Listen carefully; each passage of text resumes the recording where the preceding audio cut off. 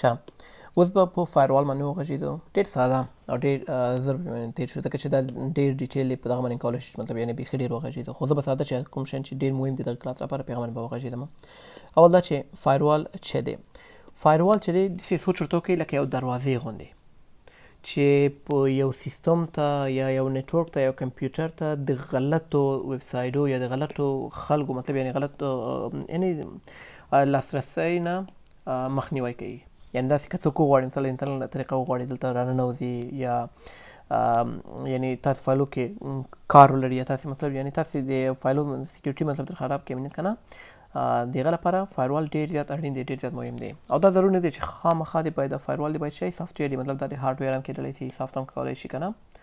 او اکثره په دې باندې باید پوه شئ چې دغه انټرنټ هم وویلو که نه چې دا اکثره دغه فایروال چې دی د انټرنټ یا د یو ارګنایزیشن یا د یو نظام یا چیرې چې یو فرض کړئ یو اداره ده، د ادارې دننه د کمپیوټرونو چې اړین دي د هغو لپاره چې دا باید ولري، ځکه چې دوی وشي کولی د خپل سیستم یا د خپل نیټورک د ساتلو لپاره مطلب دوی باید دغه نه کار واخلي. صحیح ده. او بیا هم دا دې پورې اړه لري، فرض کړئ یو دفتر د ارګنایزیشن ده چې دوی څومره مطلب وغواړي هغومره کولی شي چې دوی فایروال دوی خپل فایروال که نه مطلب سم کړي.